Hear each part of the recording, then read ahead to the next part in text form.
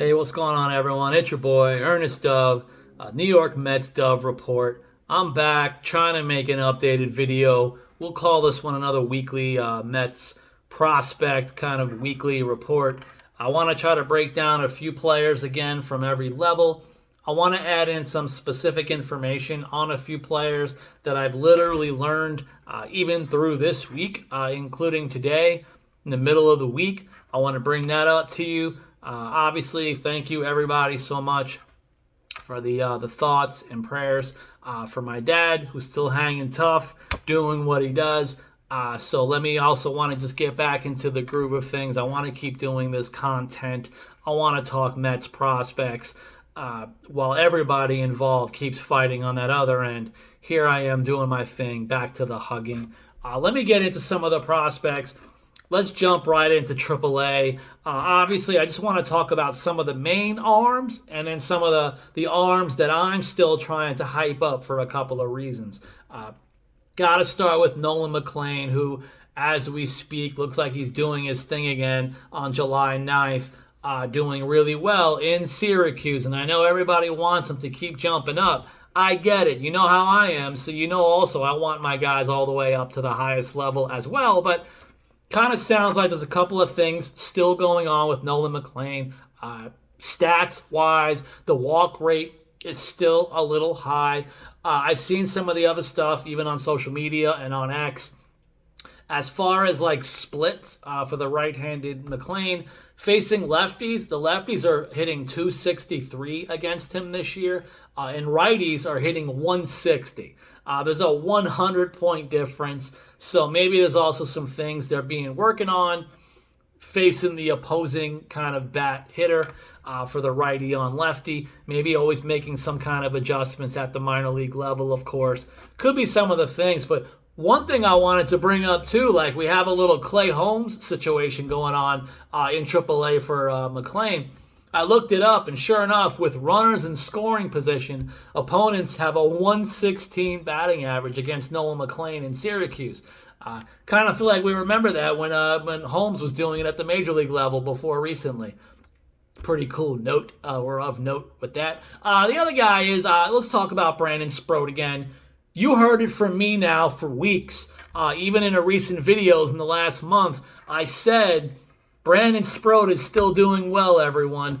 He was working on some things, certain adjustments, the two-seamer. I talked about it. I mentioned the progress was coming. And then here we are in his last two starts combined. 11 innings, 4 hits, 0 earned runs, 4 walks, 14 Ks. That's the 5-inning and a 6-inning outing that he had the last 2 outings. Doesn't mean that everything's going to be perfect. Doesn't mean it's going to go this way every time now. But this is something I was talking about, and here it is starting to happen with Brandon Sproat. The progress is showing. The velocity is back and or is still there. He can still get it like 98 to 100. Now we're just working on some of the other stuff with his pitches. And if the command can continue to have some form of extra consistency, could be one of those second half situations between either him or McLean, one way or another. But there's the progress. 2 starts in a row. Maybe 3 times would be some form of a streak. So we'll see if he can get it going next time. The other guys I wanted to bring up, I'm going to keep bringing them up to death because I can't help myself. My lefty, Felipe de la Cruz, who I was so excited when he got to AAA, had 7 shutout innings, and then got bamboozled when they put him full-time in the pen all the way to the point of his demotion. Then they brought him back to AAA, and as of, or at least through July 4th, I don't want to jinx the guy in case he pitches now when this video comes out, but he's had a string of, I believe, 3 scoreless appearances through July 4th, which was his first 3 appearances back in AAA. And again now, this is him in a reliever role again, full time. This is something I'm excited about because, again, Felipe de la Cruz is a lefty. He's a lefty who can consistently go 95-plus miles an hour. So that is something that's always going to have value regardless in a lefty. I think Felipe de la Cruz can still be a major league caliber reliever depending on how much pitch command he can really have going forward. The other arm The numbers haven't even been that perfect. It's not even why I want to bring him up. Dom Hamill, over his last 19 innings pitched through July 6th, 19 innings, 2 walks. I'm not sure if he's had this ratio at any point in his pro career until this string of innings. So that's why I'm excited about what is going on with Dom Hamill's pitch command. Again, the numbers can be up and down. I believe he gave up even 2 runs in his last outing. That was 2 innings. The outing or 2 before that were scoreless. Up and down. But that kind of walk rate or lack of walks for Dom Hamill is very happily shocking and surprising to me. That's the biggest thing I want people to pay attention to right now, even into the second half of the minor league season. Can he keep this up? Not always 2 for every 19 innings, of course, but this type of extra command going on for Dom Hamill. And it looks like he's got an assortment of pitches now. Looks like kind of even a low 90s guy now more at times, but he's throwing a lot of secondary pitches in his outings, which usually can still go more than an inning plus. He can still go 2 to 3 innings, but with this kind of consistency and command, could be a bullpen option in the second half. For Double-A, I got to talk about the usual suspects. Jet Williams, consistent week to week. Here he is now in July. Batting average a little over 280. OPS a little over 850. Still stealing the bases. Still playing a lot of shortstop. I know. But they have been mixing in a little second base. I don't know how much more center field. But he is playing a little bit, but still mostly in the middle infield. But again, he's been super consistent. I'm not really sure that they could even keep him in Double-A after their version of an all-star break. It's got to finally be his time to move up. As far as the newer guys who just got there, Carson Benj got his promotion in the last month, recently, to Double-A. And it's the same old. Carson Benj hitting over around 280, OPS around 850, now at the Double-A level. This is the one outfielder I know a lot of people are excited about now. There's some publications, well, even including myself, I have him kind of basically battling Jet Williams for the number 1 hitting prospect in the organization right now. I know there's some competition. I know there's debates. Not everyone even agrees with me. Many people are still hugely on the Jet Williams bandwagon, which makes sense because he's still fantastic. I just really love what Carson Benj is doing as a lefty, as a guy with natural power who can go oppo a lot. I like the bat-to-ball skills. I like that he'll also take his walks like a Jet Williams. And here they are going neck and neck with similar stats so far now together in the lineup in Binghamton. The other new guy, Jacob Reimer, by the way, he's got a 917 OPS in his early going in Double-A, which basically is nothing compared to what he was doing in High A. So he's still really maintaining some balance. I don't know if he's going to be a future third baseman, but we got plenty of those right now at the major league level in Queens. But Jacob Reimer, all of a sudden, like I've been mentioning in previous videos, he was kind of like a top 20 prospect in waiting a couple of years ago. And then last year, he had the lost season, along with Jet and a few other guys.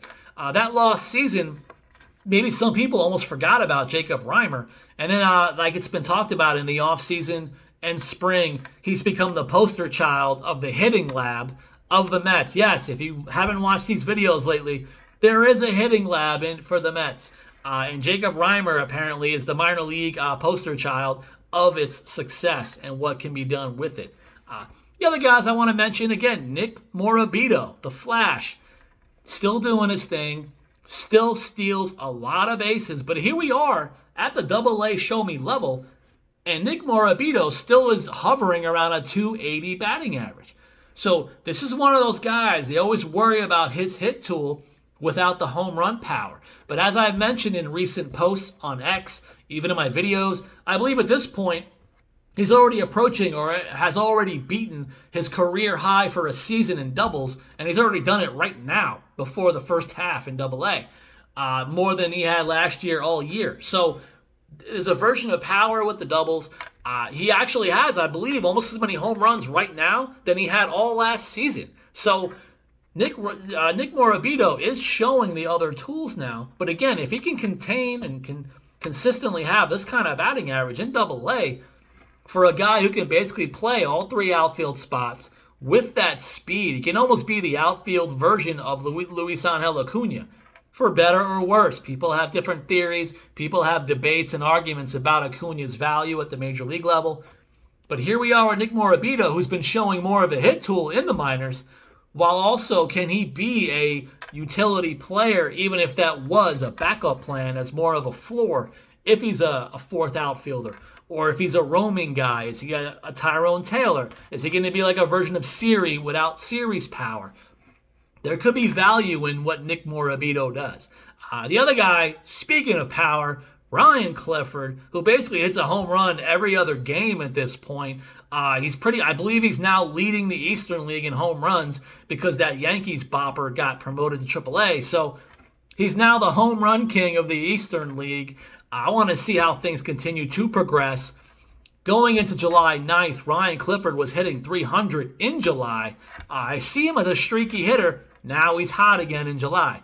For the season, he's hitting 240, and his OPS is pretty much now hovering over 850 throughout the first half of the season. You have to still be excited about the idea of Ryan Clifford, who's still young. I think he's still 21 years old. That everything is still showing for him. And again, I would see him probably have to end up at first base no matter how many times they put him out there in the corner outfield. Probably still seems best suited for first base. He's a huge guy physically anyway. That could be his thing. Getting down to high A, got to talk about my guy, Jonathan Santucci. I was telling you guys about even a month or two ago, I said the numbers aren't there. The staff told me it's coming, Dove, because we see the progress that he's making. They know his stuff is elite. It's always about consistency and command with a lot of pitchers, but even Jonathan Santucci at this point still has a lower walk rate with the Mets organization than he ever did in college. So there's the improvements were already happening. Now what's going on is the numbers are backing up the stuff. I was showing you some of the stuff. The ERAs were in the low twos for like June. He's gotten super hot. For the season now, 67 and 2/3 innings, 75 strikeouts. That's a good K rate. Opponents have a 683 OPS against him so far this year. Exciting things now, because again, I've been saying it. I'm not good with comps. I'm not even saying they're the same person, but Jonathan Santucci might be David Peterson 2.0. If that ever comes anywhere near fruition, please say you remember that from this one of these videos and from me on my account. As far as the hitters in Brooklyn, Chris Suero apparently homered again on July 9th. That's 13 home runs. I don't even know if he can get 25 plus home runs this year, which would be crazy for a guy who's like 20 years old. He was a very low IFA bonus signing. They basically paid nothing for him, and they're getting everything out of him. Chris Suero, who I heard from teammates, is an absolute monster bulldog who will die for his pitchers on the mound. That's the persona that he gives off as a leader in games when he's catching. Because again, he can also play first base and left field, but pitchers are saying he's an all-for-one, one-for-all guy who wants to do everything for us in the entire staff. I love that. Even speaking with the coaches last year about the player development-wise on the catching situation, learning and growing week to week, showing small progress last year. Now he's got the leadership qualities. The bat is strong. The power is showing. The pitchers believe in Chris Suero. This is going to be interesting because like I've been saying now a little bit online, if Chris Suero makes it to the major leagues, you can basically have three catchers on your roster, on your 26-man, because he can also play first and left field. So it will be interesting versatility for a guy like this if he can make it to the final level. The other guy I want to talk about, haven't talked about him all year, Corey Collins, one of their recent draft picks, who just basically got delayed to the start of this season. Then he finally got into some games, and he's been struggling the entire time, which I'm talking to some staff that are saying, well, we love him. Corey Collins is a high-quality pros pro type of guy and bat. The plate discipline is absolutely fantastic. He almost has a 400 on base percentage despite barely hitting 200 so far. And it looks like it's more of him getting his timing together because he kept missing so much time from spring and then the season finally started for him. It looks like now he's 100% healthy. And now that he's fully healthy, they did rush him finally from low A to high A. At least where he belongs right now is high A. He's the type of bat I could even see in double A to end the year based on how polished he is when he's at his healthiest. So now I'm telling you to keep an eye on Corey Collins. I want to see how the power goes because, again, this is a first baseman. So I don't know if he's going to be a 40 home run guy or anything, but keep an eye on Corey Collins for the rest of the second half of the minor league season. I want to see what the hit tool looks like. But the staff love him. They feel he's only going to get bigger and grow from here, player development-wise. So I'm curious to see how high he can fly, even by the end of this season, as far as what level he could even get to at the end. In low A, I always have way too many guys, too, sometimes to talk about in Brooklyn. But let me talk about way too many low A guys a bit. In St. Lucie, some positive things are happening, and there's some guys who are having some bad luck. But I'm told of good progress behind the scenes, behind the box scores. Nick Roselli, finally a resurgence from Nick Roselli, the New York-born Nick Roselli. I was just reporting this week he had made some new adjustments at the plate in what he's doing, even physically in the box, and all of a sudden it's clicked. Even right now, he's 5 for his last 8 with only 1 strikeout in the last couple of games, including his 4-hit game, which always helps. It looks like he's doing even a better job now. He's a student of the game, another high IQ guy, doing really well. He's seeing more of the pitch shapes at this point. I think he's settling into the season. Now I want to see what Nick Roselli does in the second half. I want to see if he can get himself back to Brooklyn. Because I think good things can start to happen for a guy like this, who, by the way, during the struggles all first half, he's now been playing some outfield, some left field, along with his second base. So it looks like there's going to be more versatility for him, which could also help him get back to Brooklyn, find a roster spot, get in the lineup. He could be an interesting guy for the second half. And he could be one of those natural opposite field guys, too, when he's at his most confident at this point. Now it's for some of the younger guys. I wanted to jump in with one of my favorite catchers, Daverson Gutierrez. The numbers have been low. I wanted to keep asking what's going on with Daverson Gutierrez. He's got a really good walk versus K all year. He's not striking out a lot. He's walking enough. I like it as a 19-year-old as well. The numbers overall have been low. Talking to the Mets, they feel, listen, it's all part of his ongoing early development, especially for catchers. They also labeled Daverson Gutierrez as a high IQ guy, which is probably something you definitely want from a catcher. So it's good to hear that he's also a very highly intelligent young man who does want to work on his craft.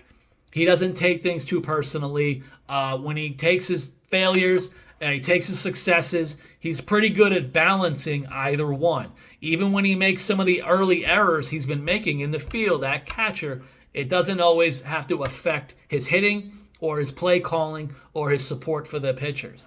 That kind of balance can hopefully say a lot to me in the future for a guy like this. I can see getting to the major leagues. I was hyping him as more of a backup with a really legit defensive guy. The hit tool started showing. So now I need to take a step back. I want to see how things can grow for him, both offensively and defensively. The other new guy I wanted to bring up is Yohairo Cuevas. He's a 21-year-old. His pro career has been quiet, slow, not good numbers or stat lines. But he's been getting hot lately. I wanted to ask the staff what's going on with this Cuevas guy. Some of the things I told, he's another leader. He's another leader and clubhouse guy. Might be another version of a Chris Suero on that end. He'll hype up everybody.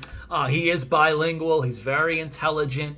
And it sounds like he also has some serious power, which hasn't shown in the box score. So it sounds like it's one of those guys. And the Mets, I've been telling you guys since Stearns took over the player development from AAA to the DSL, They're having a different plate approach, plate discipline, plate aggression. They're being more aggressive. They're all about slugging, barreling, exit velo now, even more than ever under Stearns and the new player development, new hitting lab. And it looks like Cuevas is one of those guys. They want to now tap into his natural power with the plate discipline, with the approach that they've been teaching him that's been newer to him as well this year. They feel like he can start to blossom. They can't project him as a future star or anything, but from what I'm being told, with these characteristics, the leadership, the clubhouse guy, great teammate, really nice power, a guy who can learn and grow every year still after 21, they see him as a guy who could be a major leaguer for some time. One way or another, he can have a veteran-ish kind of presence and ability to stick at the level. So I want people to start paying more attention to Yohaira Cuevas because I think he could be a legit guy who you can kind of see later in the years, in a couple of years, and you'll say, where did I hear him from? Heard him from one of these videos, hopefully. I want to just end the show talking about a couple of the teenagers in low A. Jeremy Rodriguez, yes, the Tommy Pham trade that we still love, and Trey Snyder from the recent draft out of high school. Both of them in the box scores are struggling in June. They're both hitting, I think, under 200 in June. I just wanted to ask around, sniff around, hey, what's going on, progress, player development. And it kind of sounds like even from Jeremy Rodriguez, he's been making more newer adjustments lately. And again, he literally just turned 19 years old last week. So he's been playing as an 18-year-old in low A. Here he is now, technically 19, in low A. He's making more further adjustments. And the Mets are saying he's actually been hitting the ball harder right now during some of these adjustments. It looked like some of the stuff now, some of his adjustments include higher barreling, exit velo, but he's also elevating the ball more. I don't know if it's one of those launch ankle things, but he seems to be making more harder contact, especially on the pull side, especially trying to work the counts. When he has a good count, he's now really doing more damage to pitches. So that's some of the player development going on with Jeremy Rodriguez. So again now, let's see how he does in the second half as all of this stuff and the BIP stuff, see how it balances out later. The other guy, kind of same thing, Trey Snyder. The staff are saying he's still remaining very consistent. And it looks like over the last 2 weeks, they can point out multiple times he made hard exit velo consistent contact right at somebody. So it's never usually that simple. These things will have to work itself out. But again, what they're saying is Trey Snyder has been the same guy now all year. They love his plate discipline. They feel he has a great maturity as a 19-year-old to learn about some of this pitch recognition, plate discipline. They like what they're seeing now week to week still from Trey Snyder, who's, again, hitting the ball hard, working on his swing, working on some of the mechanics at the plate in his swing. So, and they also said he's one of those really high contact guys. Now, I can't compare anyone, and it's got nothing to do with nothing, but in my mind, when he started explaining this to me, I started thinking of a Jeff McNeil, a guy who can get to so many pitches that sometimes it actually hurts you because rather than take the strikeout or maybe take the walk, he has a good enough bat and contact ability to get the bat on the ball just enough to put it in play for an out. So that could be another one of the adjustments that Trey Snyder is going to have to work on, right? It could be the offensive version of the middle infielder who has insane speed and range, and because of it, they get closer to more balls that end up being errors. And you're like, well, you have a lot of errors, but he's also getting to more balls than the average middle infielder. So I wonder if this is like a Jeff McNeil situation with Trey Snyder being able to put bat on ball no matter where it is in and around the zone. So I'm curious to see how they work on him with things like that to be more consistent, maybe to lay off certain pitches altogether, maybe better, even more focus on the ones you can do damage to, which is now the new Mets philosophy. And my philosophy is, hey, let's continue to hug our prospects, and obviously let's continue to hug our family members. Let's love each and every one of us. And then, oh, by the way, if you can go ahead and subscribe to my channel, I could really use that kind of love as well to kind of support me in this channel, get it to grow. I've got more interviews on the way. I've had some scheduling conflicts for some personal reasons, family reasons, and also for some baseball reasons for some of the players. So in the next maybe 2 weeks, if you guys can please continue to pay attention to me on X and the channel, I'm going to start doing another flood of my Mets minor league interviews to come. I'm just waiting on the second half basically to start in the minor leagues, and I'm going to have more interviews on the way. So please guys, keep me on the reels here. Keep checking in. Thank you for your support, and I'll see you guys next time.